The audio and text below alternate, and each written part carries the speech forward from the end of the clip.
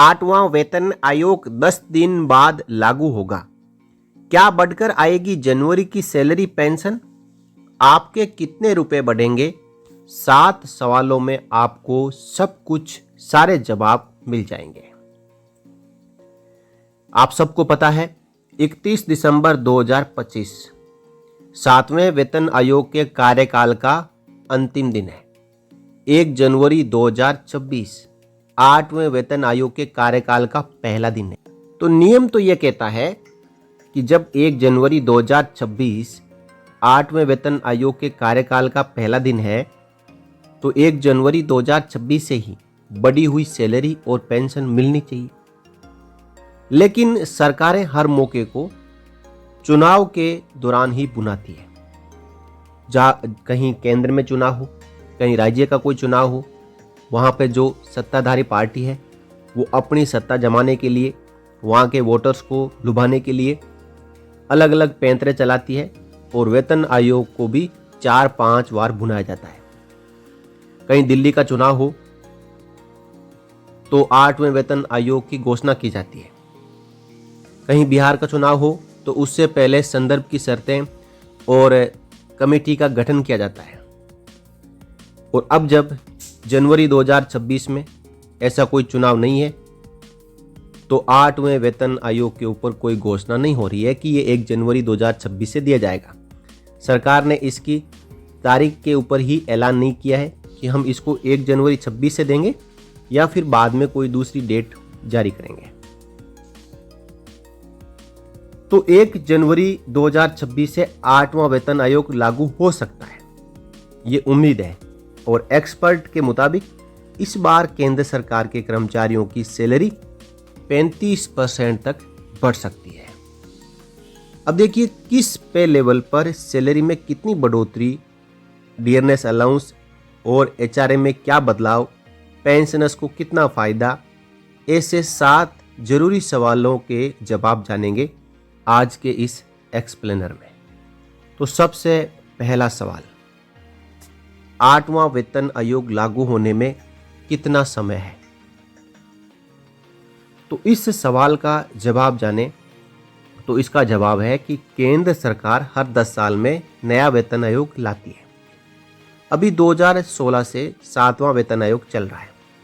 उम्मीद की जा रही है कि 1 जनवरी 2026 से 8वां वेतन आयोग लागू हो जाएगा।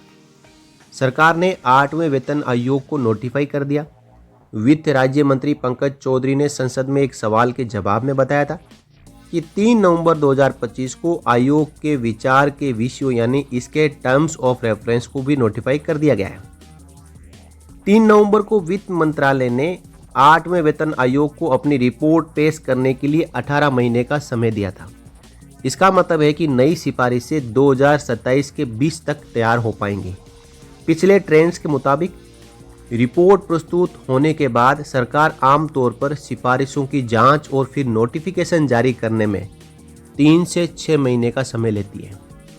इसका मतलब सीधा सीधा यह है कि 8वां वेतन आयोग 2027 के आखिरी या 2028 की शुरुआत में एग्जीक्यूट हो सकता है और उस समय कई राज्यों में चुनाव भी है। अभी तक इसकी कोई आधिकारिक तारीख नहीं बताई गई है। तारीख के बारे में जब पूछा तो कहा कि सरकार ने इसकी तारीख की घोषणा नहीं की है और आने वाले समय में करेगी। लेकिन जो वेतन आयोग के मामलों के एक्सपर्ट हैं उन्होंने 2028 की डेडलाइन का जिक्र किया है। 7वें वेतन आयोग के गठन के बाद भी इसके लागू होने में करीब 2 साल का समय लगा था और हर बार जब वेतन आयोग आता है तो 2 साल का समय लगता ही है। फरवरी 2014 में 7वां वेतन आयोग बना और मार्च 2014 तक टर्म्स ऑफ रेफरेंस फाइनल हुए। नवंबर 15 में इसकी रिपोर्ट सरकार को सौंपी गई। जून 16 में सरकार ने इसे अप्रूव किया और 1 जनवरी 2016 से सिफारिशें लागू हुई। वेतन आयोग भारत सरकार द्वारा गठित एक समिति है जो केंद्र सरकार के कर्मचारियों की सैलरी, महंगाई भत्ता, हाउस रेंट अलाउंस, पेंशन और दूसरे फायदों में बदलाव या रिवीजन की सिफारिश करती है। इसका उद्देश्य महंगाई, लिविंग कॉस्ट, एम्प्लॉय की जरूरतें और सरकार की अफोर्डेबिलिटी जैसे फैक्टर्स देखते हुए कर्मचारियों की कमाई को अपडेट करना है। तो संसद के शीतकालीन सत्र में 8वें वेतन आयोग पर कई ऐसे मुद्दे थे कई ऐसे सवाल थे जिनके जवाब वित्त मंत्रालय द्वारा दिए जा चुके हैं, जिससे यह कंफर्म हो चुका है कि वेतन आयोग के लागू करने की तारीख 1 जनवरी 2026 होनी चाहिए, जिसके ऊपर अभी तक फैसला नहीं लिया गया है। संदर्भ की शर्तों में भी इस बात को नहीं लिखा गया है और सरकार इसके लिए अलग से कैबिनेट में जो तारीख है वो बताएगी। और हो सकता है कि जब 8वें वेतन आयोग की रिपोर्ट 2027 के लास्ट में पेश हो और 2028 तक सरकार इसको मंजूर करे तो वही 8वें वेतन आयोग के लागू होने की तारीख बन जाए। अब दूसरा बड़ा सवाल है कि 8वां वेतन आयोग लागू होने से सैलरी कितनी बढ़ जाएगी। देखिए, छठे वेतन आयोग के बाद औसत सैलरी में लगभग 40% की बढ़ोतरी हुई थी। 7वें वेतन आयोग में इससे कुछ कम यानी करीब 23 से 25% की बढ़ोतरी हुई थी। तब फिटमेंट फैक्टर 2.57 था। वहीं अनुमानों के मुताबिक 8वें वेतन आयोग के तहत सैलरी 20 से 35% तक बढ़ सकती है। वहीं बेसिक सैलरी में कितनी बढ़ोतरी होगी ये फिटमेंट फैक्टर और डियरनेस अलाउंस पर निर्भर करता है। फिटमेंट फैक्टर एक मल्टीप्लायर नंबर है जिसे मौजूदा बेसिक सैलरी से गुणा करके नई बेसिक सैलरी निकाली जाती है। 7वें वेतन आयोग में फिटमेंट फैक्टर 2.57 था। 8वें वेतन आयोग में 2.46 हो सकता है। वेतन आयोग इसे महंगाई और लिविंग कॉस्ट को ध्यान में रखकर तय करता है। हर वेतन आयोग में डीए 0 से शुरू होता है। ऐसा इसलिए क्योंकि नई बेसिक सैलरी पहले से ही महंगाई को ध्यान में रखकर बढ़ाई जाती है। पुराना डीए पुरानी सैलरी में मर्ज हो जाता है और इसके बाद डीए फिर से धीरे धीरे बढ़ता है, यानी 0 से शुरू होता है। अभी डीए बेसिक पे का 58% है। डीए के हटने से टोटल सैलरी यानी basic plus DA plus HRA में बढ़ोतरी थोड़ी कम दिखती है, क्योंकि 58% डीए का हिस्सा हट जाता है और वो 7वें वेतन आयोग की सैलरी के साथ में मर्ज हो जाता है और एक नई सैलरी बनती है फिटमेंट फैक्टर से गुणा करने के बाद। 8वें वेतन आयोग में बढ़ेगी सैलरी। ये तो कंफर्म है कि सैलरी और पेंशन बढ़नी है, लेकिन ये कंफर्म नहीं है कि फिटमेंट फैक्टर क्या होगा। कोई अंदाजा 2.8 का लगा रहा है, तो कोई 1.92 का लगा रहा है, कोई 1.9 का लगा रहा है, कोई 2.0 का लगा रहा है। अब यहाँ पे इस एक्सप्लेनर में 2.46 का अंदाजा लगाया गया है। तो यहाँ पे एक कैलकुलेशन के जरिए भी समझाया गया है कि मान लीजिए आप लेवल 6 पर हैं और 7वें वेतन आयोग के हिसाब से आपकी मौजूदा सैलरी 35,400 है। अब 8वें वेतन आयोग में फिटमेंट फैक्टर 2.46 बनता है, तो आपका जो बेसिक है वो 35,400 इंटू 2.46। अब इसमें जो डीए है 58%, जो 20,532 रुपये बनता है, वो जाके 0 हो जाएगा। अब 0 होने का मतलब कि ये जो आपका डीए 58% 20,532 है, इसी से ये 2.46 फिटमेंट फैक्टर बना। अब डीए को बुला दिया जाता है और फिटमेंट फैक्टर को जो 7वें वेतन आयोग की बेसिक है उससे मल्टीप्लाई कर दिया जाता है, तो आपका बेसिक पे और डीए मिला के उसके ऊपर एक नई सैलरी निकल के आती है। तो 35,400 जिनकी बेसिक है उनकी 87,084 रुपये नई बेसिक 8वें वेतन आयोग में हो जाएगी और इस दिन से डीए आपका 0 से शुरू होगा।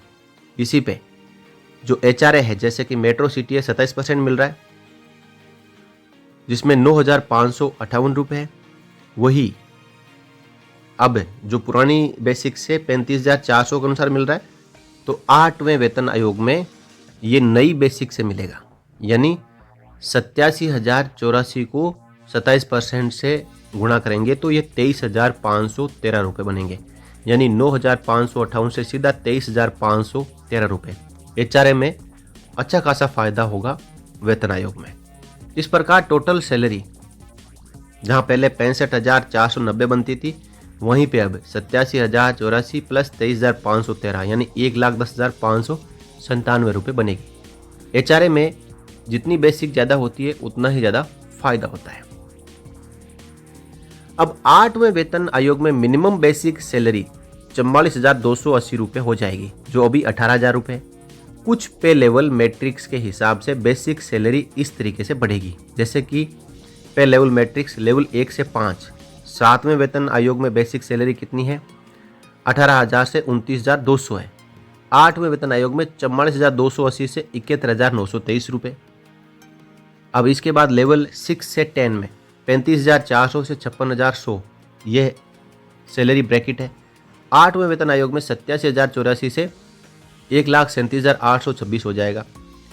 लेवल 11 से 15 में 67,700 से 1,82,200 ये एक ब्रैकेट है 7वें वेतन आयोग में। 8वें वेतन आयोग में 67,700 से 1,66,452 हो जाएगा और 1,82,200 से 4,48,713 बन जाएगा। इसी प्रकार लेवल 16 से 18 जहाँ 2,05,400 से 2,50,000 है, हाईएस्ट सैलरी 7वें वेतन आयोग की 2,50,000 है। तो 8वें वेतन आयोग में 5,05,584 से 6,15,000 रुपये हो जाएगी। ये फिटमेंट फैक्टर 2.46 के आधार पर सैलरी बताई गई है। अब तीसरा बड़ा सवाल कि बढ़ी हुई सैलरी कब से मिलने लगेगी। देखिए, Karma management global consulting solutions private limited के मैनेजिंग डायरेक्टर प्रतीक वैद कहते हैं कि 8वें वेतन आयोग को 1 जनवरी से सैलरी रिवाइज करने का काम सौंपा गया। हालांकि पिछले अनुभव बताते हैं कि इफेक्टिव डेट से पहली बढ़ी हुई सैलरी आने के बीच कई महीनों का अंतराल होता है। यानी 1 जनवरी 2026 है तो कभी भी उस दिन से ये बढ़ी हुई सैलरी नहीं मिली। इसकी जो सिफारिशें और रिकमेंडेशंस और जो फाइनल अप्रूवल है वो होने में समय लगता है। इसलिए लागू तो 1 जनवरी से ही होता है, लेकिन इसका फ़ायदा मिलता है 1 डेढ़ 2 साल बाद में, जिसमें अलाउंसेज का एरियर नहीं मिलता, बेसिक पे और पेंशन का एरियर दिया जाता है। वेद बताते हैं कि 7वें वेतन आयोग को 1 जनवरी 2016 में लागू किया था, लेकिन कैबिनेट की मंजूरी जून 2016 में मिली और सैलरी उसके बाद के महीनों में आना शुरू हुआ। वेद कहते हैं कि कर्मचारियों को 2026-27 के वित्तीय वर्ष से भत्ते जोड़कर बढ़ी हुई सैलरी मिलेगी। हालांकि भत्ते जनवरी 2026 से ही जोड़े जाएंगे। अब ये कंफर्म नहीं है कि भत्ते जनवरी 2026 से ही जोड़े जाएंगे। अगला सवाल है सवाल नंबर 4। नई सैलरी के साथ डीए, एचआरए जैसे भत्ते और नया एरियर कितना मिलेगा?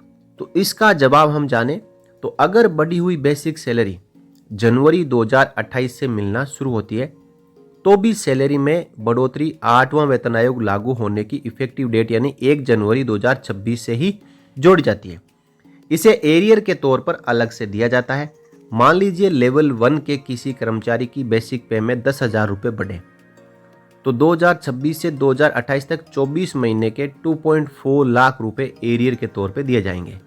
वहीं इन 24 महीनों में डीए बेसिक पे के पुराने परसेंटेज यानी 58% के ही हिसाब से जोड़ा जाएगा और जैसे अभी तक हर महीने की सैलरी में जुड़कर सामान्य तौर पर मिलता आया है उसी तरह मिलता रहेगा। इस बीच हर 6 महीने में अनुमानित 3 से 4% तक इसमें बढ़ोतरी भी होती रहेगी, लेकिन डीए का एरियर अलग से नहीं दिया जाता क्योंकि डीए को मर्ज करके ही पुरानी बेसिक सैलरी बढ़कर नई बेसिक सैलरी बनती है। अब डीए का जो डिफरेंस है वो लिया जाएगा। अभी जो आपका डीए लग रहा है जनवरी 26 के बाद में भी वो 7वें वेतन आयोग की बेसिक के ऊपर लगता रहेगा जब तक 8वां वेतन आयोग फाइनल नहीं हो जाता। अब उसके बाद 1 जनवरी 2026 को जितना डीए होगा, जब 8वां वेतन आयोग फाइनल हो जाएगा तो उस डीए को बेसिक में मिला दिया जाएगा और उसके बाद में जो 3% बढ़ता जाएगा केवल वही डीए है जो आपके 8वें वेतन आयोग पर लगेगा। तो इसका जो एरियर बनेगा उस समय डिफरेंस कैलकुलेट कर लिया जाएगा और प्लस माइनस करके आपको डीए एरियर का भुगतान भी किया जाएगा। अब जनवरी 2028 में बढ़ी हुई सैलरी आने लगेगी, तब इसमें भी डीए दिए जाना शुरू होगा। वो नई बढ़ी हुई बेसिक पे पर मिलेगा। इसी तरह एचआरए भी तब से ही लागू होगा जब नई बढ़ी हुई सैलरी मिलने लगेगी। एचआरए पर भी कोई एरियर नहीं दिया जाएगा। सबसे बड़ी बात है कि एचआरए पर अभी तक पिछले वेतन आयोग में भी एरियर नहीं दिया गया और 8वें वेतन आयोग में भी यह अनुमान है कि एचआरए पर आपको कोई एरियर नहीं मिलेगा। इसलिए वेतन आयोग जितना देरी से लागू होता है उतना ही घाटा होता है अलाउंसेज में। सवाल नंबर 5। नया वेतन आयोग लागू होने से पेंशनर्स को कितना फ़ायदा होगा? बड़ा सवाल यह है कि finance act 2025 pension validation rule 2025 आने के बाद पेंशनर्स को 8वें वेतन आयोग से बाहर का रास्ता दिखाया जा सकता है। लेकिन हाल ही में लोकसभा और राज्यसभा में वित्त मंत्रालय द्वारा जो जवाब दिए गए हैं उनसे ऐसा लग रहा है कि पेंशनर्स को भी 8वें वेतन आयोग का लाभ दिया जाएगा। तो सवाल यह है कि 8वें वेतन आयोग का कितना लाभ है जो पेंशनर्स को मिलेगा। सरकार ने 1 अप्रैल 2025 से यूनिफाइड पेंशन स्कीम लागू की है। इसके तहत पूरी पेंशन यानी आखिरी 12 महीनों की बेसिक सैलरी के औसत की 50% राशि प्लस महंगाई राहत यानी डियरनेस रिलीफ उन्हें मिलेगी। जिनकी नौकरी के 25 साल पूरे हो जाएंगे। यूपीएस के तहत उन कर्मचारियों को शामिल किया गया है जो साल 2004 में एनपीएस यानी न्यू पेंशन स्कीम लागू होने के बाद से सर्विस में है। इस हिसाब से यूपीएस के तहत पूरी 50% पेंशन उन्हीं को मिलेगी जो कम से कम 2029 तक नौकरी में रहेंगे। साल 2004 से जोड़े तो नौकरी में 25 साल पूरी करने वाले कर्मचारियों का पहला बैच 2029 में रिटायर होगा। अब मान लीजिए कि 8वां वेतन आयोग लागू होने के बाद लेवल 1 के कर्मचारी की बेसिक सैलरी 34,560 रुपये हो गई है, तो इसकी 50% रकम 17,280 रुपये होती है। इस हिसाब से कर्मचारी को 17,280 रुपये प्लस डियरनेस रिलीफ की धनराशि पेंशन के तौर पर मिलेगी। हालांकि ये रेयर केस में ही होगा कि कोई कर्मचारी लेवल 1 पर नौकरी ज्वाइन करने के बाद रिटायरमेंट तक उसी लेवल पर रहे। प्रमोशन और अन्य नियमानुसार समय समय पर इस लेवल में बढ़ोतरी होती रहती है, इसलिए कर्मचारियों को इससे कहीं ज़्यादा धनराशि पेंशन के रूप में मिलेगी। वहीं लेवल 18 के कर्मचारियों की बेसिक सैलरी 4.80 यानी 4,80,000 रुपये होगी। इसका 50% यानी 2,40,000 रुपये जो बेसिक पेंशन होगी और इसके ऊपर जो भी डियरनेस रिलीफ होगा वो लागू होगा। ये धनराशि पेंशन के तौर पे मिलेगी। तो पेंशन 50% पर कैलकुलेट की जाती है केवल एनपीएस पेंशनर्स को छोड़ के। अब अगला सवाल है, नया वेतन आयोग लागू होने से और क्या बदलेगा। वेतन आयोग सिर्फ सैलरी और महंगाई भत्ते रिवाइज नहीं करता, इसके अलावा भी कई बदलावों की सिफारिश करता है, जैसे कि ट्रांसपोर्ट अलाउंस यानी टीए, इसको भी नए बेसिक पर कैलकुलेट किया जाएगा। खास तौर पर मेट्रो शहरों में इसके रेट बढ़ सकते हैं। इसके अलावा पेंशनर्स के लिए महंगाई राहत यानी डियरनेस रिलीफ को बढ़ाया जा सकता है, इससे पेंशनर्स को फायदा होगा। अभी केंद्र सरकार के कर्मचारियों के लिए ग्रेच्युटी की अपर लिमिट यानी 25 लाख रुपए है। वेतन आयोग इसमें भी बदलाव या बढ़ोतरी की सिफारिश कर सकता है। साथ ही साथ children education allowance, leave travel concession, medical benefits, risk hardship allowance जैसे पुराने भत्तों को भी रीस्ट्रक्चर किया जा सकता है। इसके अलावा परफॉर्मेंस लिंक्ड इंसेंटिव और पे मैट्रिक्स में भी बदलाव किए जा सकते हैं। तो आखिरी सवाल लेते हैं कि इससे कितने लोगों को फायदा, राज्यों के कर्मचारियों के लिए आयोग कब बनेगा। तो नए वेतन आयोग के तहत केंद्रीय सरकारी कर्मचारी, डिफेंस के सोल्जर्स, रेलवे कर्मचारी, केंद्रीय संस्थानों के शिक्षक, 100% सरकारी स्वामित्व वाले पीएसयू के कर्मचारी और पेंशनर्स को फायदा मिलता है। अभी केंद्र सरकार के कर्मचारियों की संख्या 50 लाख और 14,000 है और पेंशनर्स की संख्या 69 लाख है। वहीं राज्य सरकार के कर्मचारी, सार्वजनिक बैंक कर्मचारी, आरबीआई और अन्य नियामक संस्थाओं के कर्मचारी और बैंक पेंशनर्स को इसका फायदा नहीं मिलता है, उनके लिए अलग से वेतन आयोग आता है। अब राज्य केंद्रीय वेतन आयोग की सिफारिशों को मानने के लिए बाध्य नहीं है। कई राज्य सरकारें हैं जो वेतन आयोग को अडॉप्ट करती है। कुछ राज्य सरकारें अभी भी 5वें चौथे वेतन आयोग में चल रही है, क्योंकि सैलरी का रिवीजन करना राज्य सूची का विषय है। राज्य अपने अलग वेतन आयोग गठित करते हैं, लेकिन ज़्यादातर राज्य कुछ बदलावों के साथ या पूरी तरीके से केंद्रीय आयोग की सभी सिफारिशों को अपनाते हैं। वहीं सार्वजनिक क्षेत्र के बैंकों के कर्मचारियों को वेतन आयोग का लाभ नहीं मिलता, क्योंकि वे भारतीय बैंक संघ के साथ द्विपक्षीय समझौतों पर निर्भर रहते हैं। तो ये था 8वें वेतन आयोग का एक्सप्लेनर, और इसमें आपसे और आपके मन में जितने भी सवाल हैं उन सभी सवालों के जवाब दिए गए। तो कुल मिलाकर 8वें वेतन आयोग की जो पूरी रूपरेखा है और मौजूदा समय में क्या चल रहा है वो हमने इस वीडियो के जरिए कवर किया है। और इसमें सहयोग रहा दैनिक भास्कर के एक्सप्लेनर का, जिसमें उन्होंने हर बात को सही और सटीक तरीके से समझाया।